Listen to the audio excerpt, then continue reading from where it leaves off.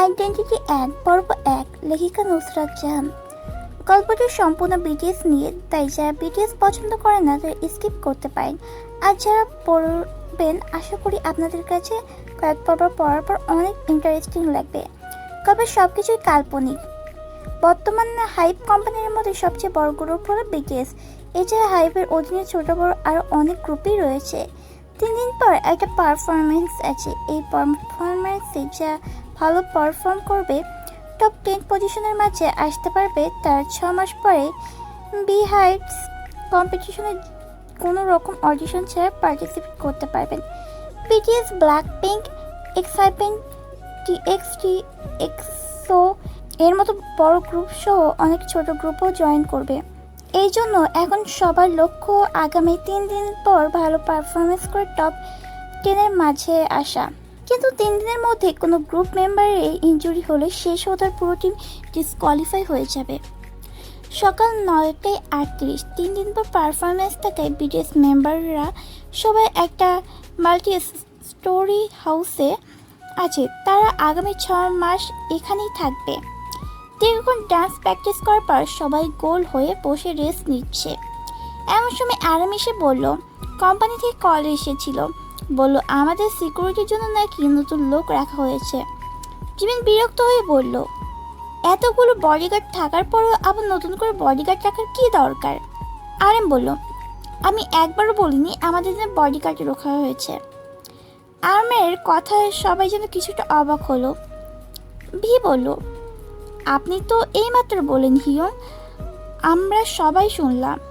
বিয়ের কথায় জেকে দুবার মাথা উপর নিচ করে সম্মতি জানালো। আরাম ফুস করে শ্বাস ফেলে বলল, আমি বলেছিলাম আমাদের সিকিউরিটির জন্য নতুন লোক রাখা হয়েছে, বডিগার্ড নয়। এবার সুগার বলল, বডিগার্ড ছাড়া কে আমাদের সিকিউরিটি দেবে? আরাম বলল, ইন্সপেক্টর। সবাই একসাথে মৃদু চেঁচিয়ে বলে উঠল, হোয়াট? সেদিন জেপের উপর হামলা হয়েছিল, আমাদের সাথে কোনো ইন্সপেক্টর থাকলে আমাদেরই ভালো হয়।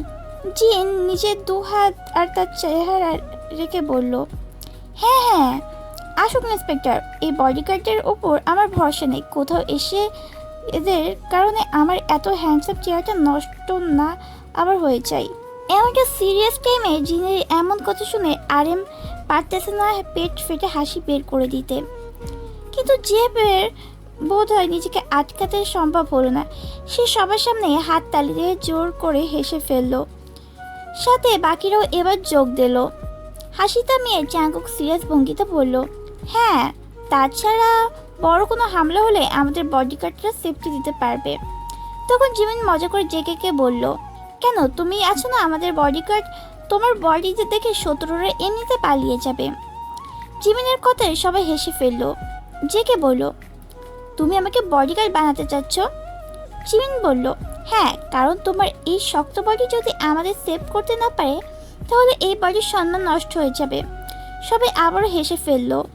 হাসতে হাসতে ভি বলল, বডিরও সম্মান থাকে? জিমিন এবার বলল, সবার থাকে না, শুধু জাঙ্কুকের থাকে। জেকে বলল, শুধু আমার কেন থাকে, তোমাদের কেন নেই? জিমিন জাঙ্কুকের দিকে আঙ্গুল তাক করে বলল, because you are Jake and your body is very strong. যেন তোমার বডি তৈরি হয়েছে বডিগার্ড হওয়ার জন্য। হাসতে হাসতে একজন ফ্লোরে গড়াগড়ি খাচ্ছে। সুগে এদের কাণ্ড দেখে হতাশার শ্বাস ফেলে বলল, কবে আসবে সেই অফিসার? সুগার কথা হাসি থামিয়ে আরাম বলল, 3 দিন পর। আচ্ছা, চলো, অনেক হয়েছে, এখন সবাই ডান্স প্র্যাকটিস করতে হবে। জেবের কথা শুনে সাথে সাথে ভি ফ্লোরে শুয়ে পড়ে বলল, আমি এখনই টায়ার্ড, তোমার প্র্যাকটিস করো। জাঙ্কুক ভিকে টেনে তুলতে তুলতে বলল, তুমি অনেক অলস হয়ে গেছো হিয়ং। রাত প্রায় 3:30টায়। অন্ধকার গলিতে দুপ দুপ পা ফেলে হেঁটে চলছে 5 ফিট 7 ইঞ্চি লম্বা কালো পোশাক পরিত একজন কালো ব্যক্তিত্ব। অন্য কোনো রঙের অস্তিত্ব নেই। গায়ের কালো জ্যাকেট, কালো প্যান্ট। জ্যাকেট আর প্যান্ট এতটাই পিচ্ছিল যেন মনে হচ্ছে 1 ফোঁটা পানি পড়লেও সেটা কাপড়ে আটকাবে না, মাটিতে গড়িয়ে পড়বে। অবশ্যই পরের কথায় কাপড়টা ওয়াটার প্রুফ আর বুলেট প্রুফ। পায়ে হাঁটু নিচে পর্যন্ত পরিত জুতো, মাথা আর মুখ ঢাকা। চোখ দুটো ছাড়া কোনো কিছু দেখার উপায় নেই। পরনের জ্যাকেট কোনো পর্যন্ত উঠানো, যার ফলে ফর্সা হাতে কালো রঙের ঘড়িটাও দেখা যাচ্ছে। মাথা থেকে পা পর্যন্ত কালো একটা কোটি, কোটি বললেও ভুল হবে, শুধু একটা কাপড় বললেও চলে, কারণ এখানে কোনো সেলাই নেই। আছে শুধু মাথায় দেওয়ার মতো একটি বড় সাইজের টুপি, যেটা মাথায় দিয়ে হাঁটার ফলে বাতাসের সাথে সাথে মাথা থেকে পা পর্যন্ত কাপড়টা দুলছে, কিছুটা কিরণবালা ডঙ্কারের মতো। কিছু দূর এগিয়ে যাওয়ার পর সামনে একটা বাইক দেখতে পেল। বাইকটা মূলত তার জন্যই রাখা। হেলমেট পরে পা দিয়ে স্টেট তুলে বাইক স্টার্ট দিয়ে ফাঁকা রাস্তা পেয়ে ফুল স্পিডে চলল তার গন্তব্যের দিকে। প্রচণ্ড বাতাসের তালে তার পিছনের কোটিটা উঠতে লাগলো, কিন্তু তার সেদিকে কোনো খেয়াল নেই। সে বাইক চালাতে ব্যস্ত। রাতে হঠাৎ করে ঘুম ভেঙে যায়। পান করতে গিয়ে দেখে তার ঘরে পানি নেই। ডাবল বেড হওয়ার কারণে এক এক ঘরে দুজন করে থাকে। বিয়ের পাশে বেডে জিন ঘুমাচ্ছে। জিনকে বিরক্ত না করে সে একাই গেল ড্রয়িং রুমে পানি খেতে। টেবিল থেকে গ্লাসে পানি নিয়ে যাওয়ার পর পিছন ঘুরে তাকাতে বিয়ের আত্মা পানি যেন সব শুকিয়ে গেল। জায়গাতে একদম জমে গেল। দু চোখ দুটো বড় বড় করে সামনের দিকে ভূত দেখার মতো করে তাকিয়ে আছে। Identity and part 2। না, এবারে নিজেকে ধরে রাখা হলো না। নিজের সবটুকু শক্তি দিয়ে মাঝরাতে ঘর কাঁপিয়ে চিৎকার দিয়ে উঠল। মাথা থেকে পা পর্যন্ত চাদর মুড়ে দিয়ে ঘুম ঢলতে থাকা তার সামনে দাঁড়িয়ে থাকা জিনের হাত অটোমেটিক তার চেহারায় চলে গেল। কে কে কে আমার এত হ্যান্ডসাম চেহারা নষ্ট করতে চায়? কে? বিমূলত জিনকে পা থেকে মাথা পর্যন্ত চাদর মুড়িয়ে দিয়ে ঘুমে ঢলতে থাকা দেখে ভয় পেয়ে চিৎকার করেছিল। বিয়ের চিৎকার শুনে সবাই ঘুম টুম ছুটে যায়। তারা হুড়ো করে সবাই দৌড়ে বাইরে বের হয়ে আসলো। জিমিন ভিকে ভয়ে কাঁপতে দেখে তার কাছে এসে তার দুই কাঁধে হাত রেখে বলল, কি হয়েছে তেয়ং? ভি এখনো ভয় পেয়ে কাঁপতেছে, কারোর কথাই তার কানে যাচ্ছে না। ভির অবস্থা থেকে জ্যাকুক জিনকে জিজ্ঞেস করলো, ভির কি হয়েছে হিয়ং? আমি জানি না, আর আমার তো মনে হলো কেউ আমার চেহারায় হামলা করেছে। জাঙ্কুক বিরক্তিতে চোখ বড় করে শ্বাস ছাড়লো। কেউ এইরকম সিরিয়াসটা মেয়ে এই ধরনের কথা কিভাবে বলতে পারে? জাঙ্কুকের মনোভাব আরে বুঝতে পেরে নরম স্বরে ভিকে বলল, কি হয়েছে ভি? তুমি কি কোনো কারণে ভয় পেয়েছ? ভি অনেকক্ষণ চুপ রইল। বাকিরাও তাকে শান্ত হওয়ার টাইম দিল। তারপর ভি আস্তে ধীরে বলল, ঘরে পানি না থাকায় আমি এখানে এসেছিলাম পানি পান করতে। পিছন ফিরে দেখি পা থেকে মাথা পর্যন্ত চাদর মুড়ি দিয়ে দাঁড়িয়ে ডুলতেছে। সেটা দেখে আমি ভয় পেয়ে গেছিলাম। জিন আমতা আমতা করে বলল, আমি তো তোমার জন্যই এখানে এসেছিলাম। আমি দেখলাম যে তুমি একা ঘর থেকে বেরিয়ে যাচ্ছ, তাই আমিও দেখতে আসলাম তোমার যেন কোনো বিপদ হয় না। শেষের কথাটা বলে জিন মুখটাকে মলিন করে ফেললো। তখন চেহুক বলল, কিন্তু তুমি এমন চাদর পরে এসেছিলে কেন? অন্ধকারে এমন দেখলে যে কেউ ভয় পেয়ে যাবে। কারণ আমার ঠান্ডা লাগছিল, সাথে গরম কাপড় ছিল না, তাই আমি চাদর নিয়ে উঠে এসেছি। কপালে দুটো ভাঁজ ফেলে জিমিন বলল, তাহলে তুমি ভিয়ের সাথে কথা বলোনি? দেখো ও কতটা ভয় পেয়েছে। সাথে সাথে জিনের মুখটা আবার মলিন হয়ে গেল।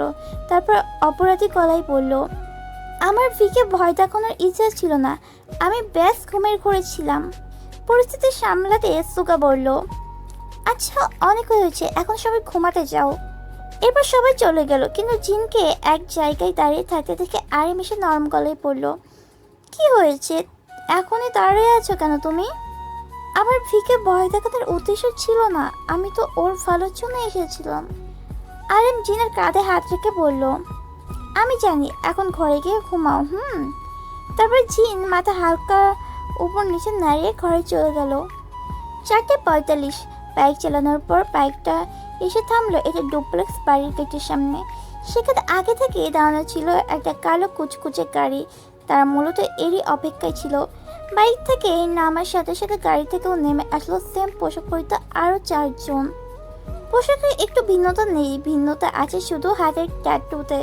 গাড়ি থেকে বের হওয়ার পর 4 জনের ডান হাতে সেম ট্যাটু, কিন্তু বাইক দিয়ে আসা আগন্তুকের হাতে কোনো ট্যাটু নেই। গাড়ি থেকে নামার সাথে সাথে বাইক দিয়ে আসা আগন্তুক তার 2 হাত পিছনে নিয়ে কুমারী রাখা গান বের করে আনলো, কানে সাইলেন্সার লাগিয়ে সামনের দিকে এগিয়ে যেতে যেতেই বলল, চলো। বাকি চারজনের যেন কথা ঠিক হজম হলো না। চলো মানে কি? বাইক দিয়ে আসা আগন্তুকটা কি তাদের বস? আর তাদের বস কখনো তাদের সাথে কোনো মিশনে যোগ দেয় না। সবসময় বস বাইকে বসে বাইরে তাদের জন্য অপেক্ষা করে আর তাদের দিয়ে সব কাজ করায়। তাহলে আজকে কি এমন হলো যে এখানে সবাই এসে সবার আগে ভিতরে চলে যাচ্ছে? কে এই লোকটা? তাদের বস তো? বস না হলে বসের ড্রেস কোথায় পেল? আর যদি তাদের বসই হয় তাহলে তো একটা কিন্তু থেকেই যায়। তাদের বস তো কখনো তাদের সাথে কোনো জায়গায় কাজ করে না। দেখতে তো বসের মতোই লাগছে, হাইটও বসের সমান। চারজন একই জায়গায় দাঁড়িয়ে এসব ভাবতেছিল। বাইক দিয়ে আগন্তুক কিছু দূর গিয়ে যখন বুঝতে পারলো তার পিছন পিছন কেউ আসতেছে না, তখন পিছন ঘুরে তাদের একই জায়গায় দাঁড়িয়ে থাকতে দেখে কিছুটা বিরক্ত নিয়ে বলল, কি হলো, দাঁড়িয়ে আছো কেন? তখন তাদের মাঝে হ্যাং নামের একজন বলে উঠল, কে তুমি? সোজা সাপটার জবাব, তোমাদের বস। সাথে সাথে চারজন বাইক দিয়ে আগন্তুক ব্যক্তিকে গান পয়েন্ট করে ফেললো। দু হাত দিয়ে গান ধরে সামনে আগন্তুক ব্যক্তির দিকে তাকিয়ে হ্যাং বলল, তুমি আমাদের বস নাও, বলো আমাদের বস কোথায়? কি করছো তুমি তার সাথে? বাইক দিয়ে আগন্তুক ব্যক্তির কোনো হেলদোল নেই। তাকে যে চারজন গান পয়েন্ট করে রেখেছে এতে যেন তার কিছুই যায় আসে না। উল্টো সে আরও নিজের গান আগের জায়গায় রেখে দিয়ে পকেটে হাত ঢুকিয়ে বলল, আমি তোমাদের নতুন বস। মিথ্যে। এটাই সত্যি। তাহলে তোমার হাতের ট্যাটু নেই কেন? বাইক দিয়ে আসা আগন্তুক হালকা ঠোঁট বাঁকিয়ে হাসলো। অন্য কারোর বানানো রুলস আমি ফলো করি না, এবার থেকে রুলস আমি বানাবো আর সবাই তা ফলো করবে। এমন ভাবলিশিং জবাবে ফ্যারিংয়ের খুব রাগ হলো। রাগ নিয়ে বলল, এটা ফাদারের রুল। ফাদারের রুলসকে আপনি অপমান করতে পারেন না। নো, আমি আমার সাম্রাজ্য নিজের মতো ঘুরবো, ফাদারের মতো করে নয়। ফাদারের অপমান কারোর সহ্য হলো না, কিন্তু হ্যাং খুব চতুর সব বিষয় সামলাতে জানে। কথার মোড় ঘুরিয়ে সে বলল, কিন্তু কি প্রমাণ আছে তোমার কাছে যে তুমি আমাদের নতুন বস? আগন্তুক যেন তাচ্ছিলের হাসি হাসলো। 2 সেকেন্ড ও টিকলো না, সেই হাসির সাথে সাথে বলে উঠল, আমার কাছে প্রমাণ চাওয়া তুমি কে? এ যেন অপমানের উপরে অপমান। এক তো ফাদার কেউ মানছে না, তাদের সামনে ফাদারের অপমান করছে, তার উপর হ্যাংকেও জিজ্ঞেস করছে সে প্রমাণ চাওয়ার কে। হ্যাং যেন ধমে যাওয়ার পাত্র নয়। গানটা আরও একটু শক্ত করে ধরে আগের মতো বুক ভরার সাহস নিয়ে বলল, আমি এই গ্রুপের একজন সদস্য, আর তুমি আমাদের বসের সাথে কি করছো? কোথায় সে? বলো, না হলে আমি গুলি চালিয়ে দেব। বাইক দিয়ে এসে আগন্তুক আবার ঠোঁট বেঁকিয়ে হালকা হেসে ইডিয়েট বলে গালি দিয়ে হালকা ঝুঁকে পিছন ঘুরে তাদেরকে বন্দুক তাক করে আসা জঙ্গলের পায়ে নিজের পা দিয়ে কিক মেরে তাকে মাটিতে ফেলে দিয়ে জঙ্গের হাত থেকে গান নিয়ে কেউ কিছু বুঝে ওঠার আগে জঙ্গকে গান পয়েন্ট করে নিল। আইডেন্টিটি অ্যান্ড পর্ব 3, লেখিকা নুসরাত জাহান। ঘটনা এতটা তাড়াতাড়ি ঘটল যে কেউ এই সুযোগে বাইক নিয়ে আসা আগন্তুকের উপর হামলা করতে পারল না। তাদের প্ল্যান ছিল হ্যাং তাকে নিজের কথাই ফাঁসাবে আর জং পিছন দিকে গিয়ে আগন্তুককে গান পয়েন্ট করে নেবে। কিন্তু আগন্তুক এতটাই চালাক যে তার সামনে তাদের প্ল্যান কোনো কাজে আসলো না।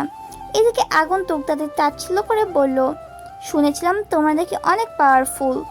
হাতের গান দিয়ে তাদের চারজনকে ইশারা করে দেখিয়ে পড়ল, আমি তোমাদের নতুন বস। ফাদার আমাকে হেড গ্রুপের দায়িত্ব দিয়েছেন, কিন্তু আমাকে বলেছিলেন এই তোমরা চারজন নাকি 400 জনকে হারাতে পারো, অথচ তোমরা নাকি আমার পিছন থেকে গান পয়েন্ট করতে আসছো। বলতে বলতে জোরে হেসে বলল, তোমরা এখনো সে ব্যাকডেটেড হয়েই গেছো। এই অপমান যেন সহ্য হলো না তাদের। ন্যাসি রেগে বলল, তাহলে আমাদের সাথে লড়ে দেখাও, আমরা আলাদা আলাদাভাবে লড়বো। যদি আমাদের মধ্যে কেউ একজনকে হারাতে পারো তাহলে আমরা বুঝে নেব ফাদার তোমাকে আমাদের বস বানিয়েছে, কারণ ফাদার কখনো অযোগ্য লোককে নির্বাচন করে না। নাসির কথায় সম্মত জানিয়ে ফ্যারিং বলল, হ্যাঁ লড়ে দেখাও, আমরাও দেখি তোমার মাঝে কি এমন আছে যে ফাদার তোমাকে আমাদের বস বানিয়েছেন।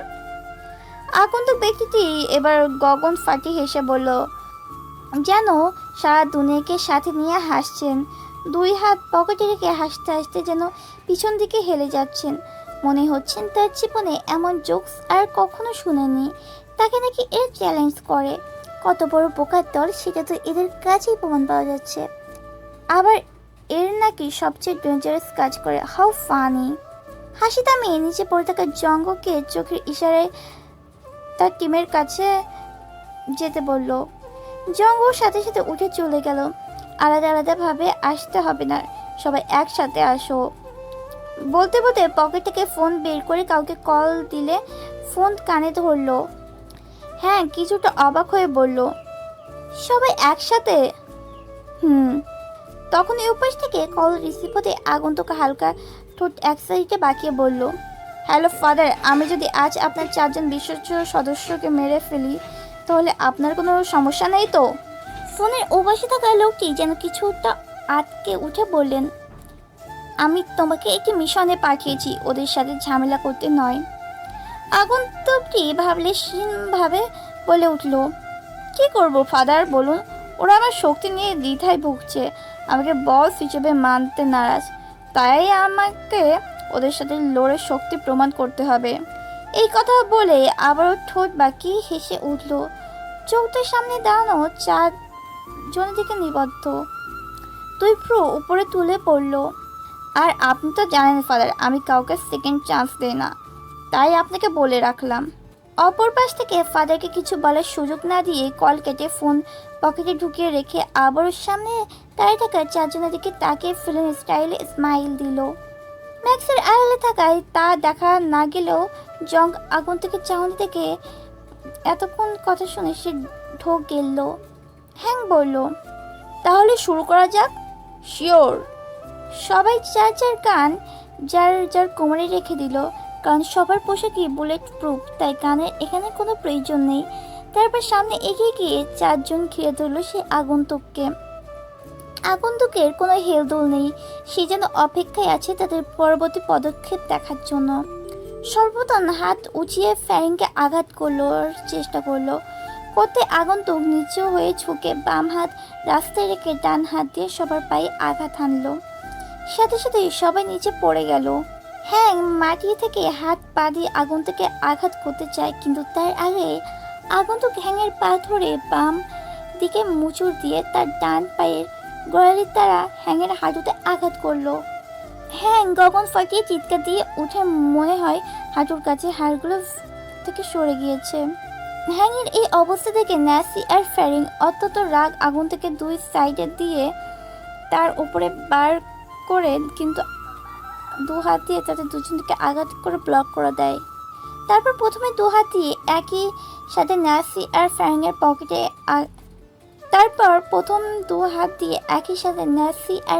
ফ্যারিংয়ের পেটে আঘাত করে তারপর পা দিয়ে 2 জনের থুতনিতে লাথি মারে।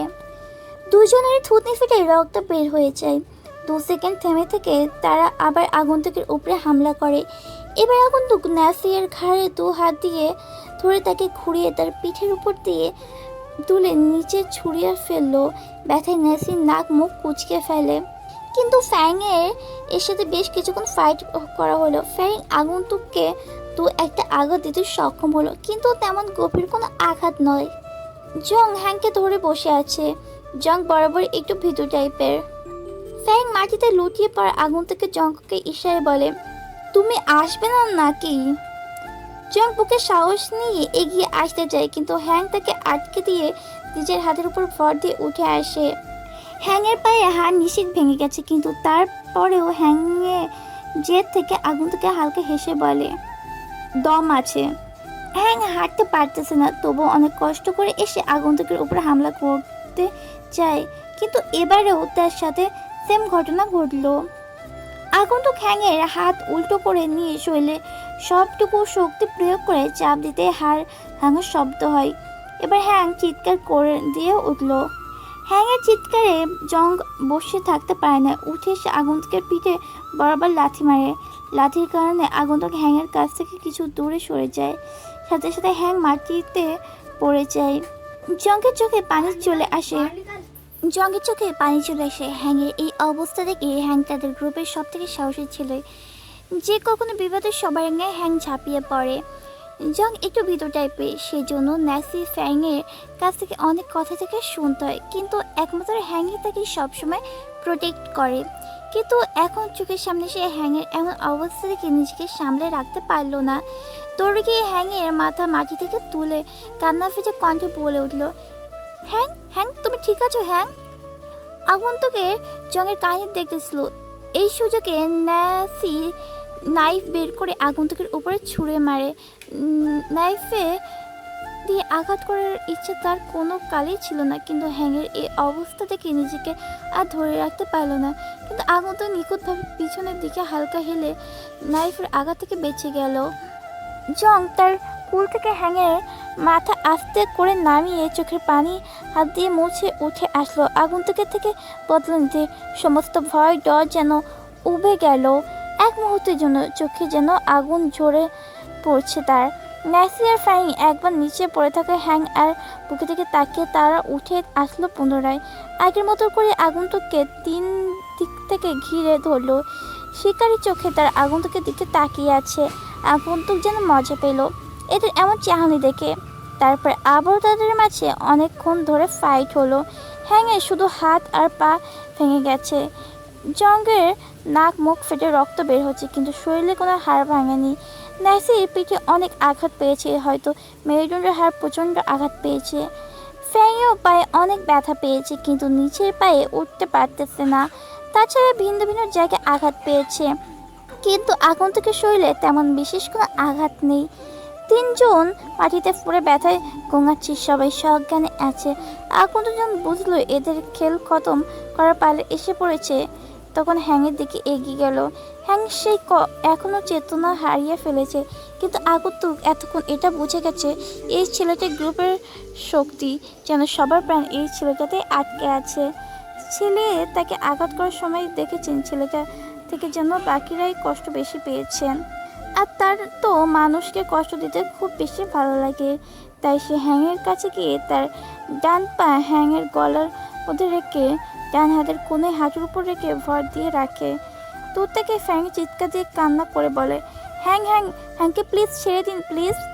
জং কাঁদতে কাঁদতে মাটিতে হামাগুড়ি দিয়ে এগিয়ে এসে আগন্তুকের বাম পা 2 হাত দিয়ে জড়িয়ে ধরে বলল, প্লিজ হ্যাংকে ছেড়ে দিন প্লিজ।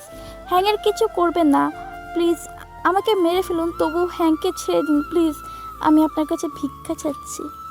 এই কান্না, এই হাত জোর করায়, এই অসহত সব যেন পৈশাচিক আনন্দ দিচ্ছে তাকে। জংয়ের ওই অসহত দেখে সে জোরে জোরে হাসতে লাগে। জংয়ের কাছে খুব নিষ্ঠুর ঠেকলো সেই হাসি। জংয়ের কাছে খুব নিষ্ঠুর ঠেকলো সেই হাসি। জীবনে প্রথমবারের মতো নিজেকে এত অসহায় মনে হচ্ছে তার। হ্যাং সব সময় তাকে সব জায়গা থেকে বাঁচিয়েছে, কিন্তু আজ সে নিজের জীবন দিয়েও নিষ্ঠুর এই মানবের কাছ থেকে হ্যাংকে বাঁচাতে পারছে না। এর থেকে অসহায়ত্ব আর কি বা হতে পারে। আগন্তুক জংকে পা দিয়ে লাথি মেরে সরিয়ে দিয়ে কোমর থেকে গান বের করে আনে।